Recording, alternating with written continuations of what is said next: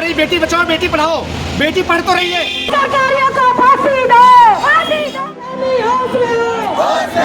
प्रदेश में बढ़ते महिला अपराधों के खिलाफ कांग्रेस ने निकाली पद यात्रा। हल्द्वानी।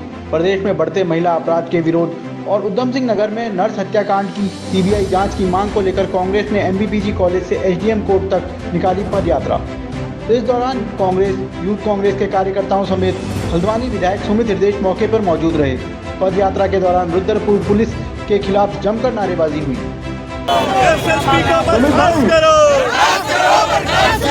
आप तो लगातार प्रदर्शन करते आ रहे हैं, क्या मांग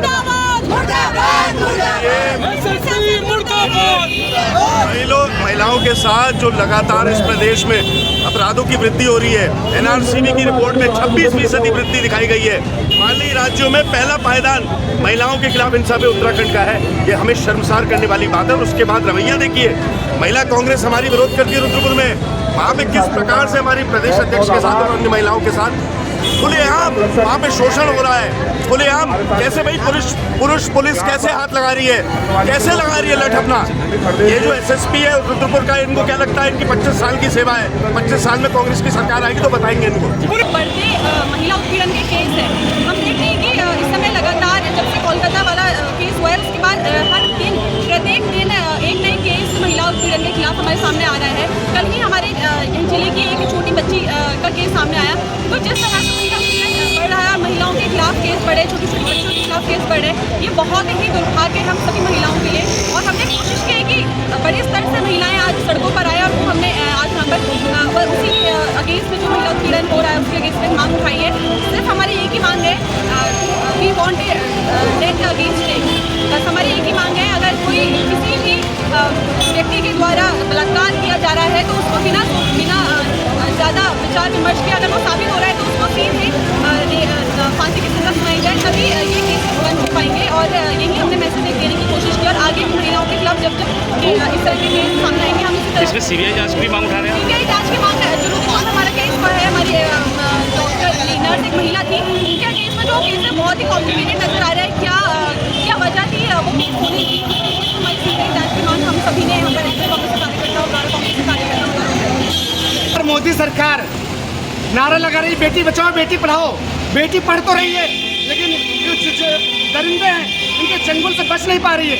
लगातार बलात्कारी चैन की सांस ले रहे हैं। मोदी सरकार बलात्कारियों के खिलाफ कड़ी कार्रवाई करने में, उनको फांसी के फंदे तक पहुंचाने में नाकाम साबित हो रही है, जिससे लगातार प्रदेश के अंदर, देश के अंदर अत्याचार बढ़ता जा रहा है। जिस तरीके से रुद्रपुर में अभी पिछले दिनों अंकिता भंडारी हत्याकांड की बात करें, बंगाल की घटना की बात करें, तो निश्चित तौर पर पूरे देश को शर्मसार करने वाली घटनाएं हुई। जिस तरीके से महिलाओं के साथ दुराचार हो रहा है, अत्याचार हो रहा है, उनका शोषण हो रहा है, उनको पीड़न हो रहा है, वो बहुत दुर्भाग्यपूर्ण है। और सरकार और प्रशासन हाथ में हाथ धरे बैठा हुआ है।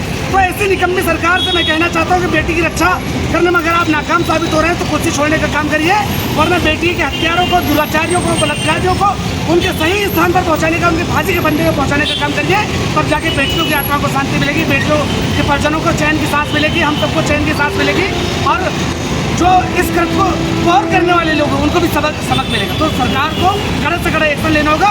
इसी के विरोध में हम लोग तिरंगा पार्क से एसडीएम कोर्ट तक पद यात्रा करेंगे। इसमें सीबीआई जांच की मांग उठा रहे हैं आप? निश्चित तौर पर हम सीबीआई जांच की मांग कर रहे हैं। सरकार बच क्यों रही है, सरकार भाग क्यों रही है, सरकार डर रही है। सरकार की नाकामी और सरकार की लोगों का उसमें हाथ होने का पूरा अंदेशा है। लगातार वीआईपी का नाम छुपाया जा रहा है। सीबीआई जांच से आखिर सरकार क्यों बच रही है? क्यों धामी सरकार धाकड़ धामी, जो धाकड़ धामी होने का नारा देते हैं वो क्यों डर रहे हैं? धाकड़ धामी को सीबीआई जांच करानी चाहिए। जो अंकिता भंडारी के असली गुनाहगार है उनको भी फांसी के फंदे में लटकाना चाहिए। रुद्रपुर की बेटी के साथ जिस तरीके से दरिंदगी हुई वो बहुत दुर्भाग्यपूर्ण है। उन सब बातों को सोच कर भी हम सब लोगों के आंखों में आंसू आते हैं। तो सरकार को नैतिकता के आधार पर बने रहने का कोई राइट नहीं है। अगर बने रहना है तो इन सब बातों को गंभीरता से लेना होगा, सीबीआई जांच करानी होगी, दोषियों को फांसी के फंदे पर लटकाना होगा।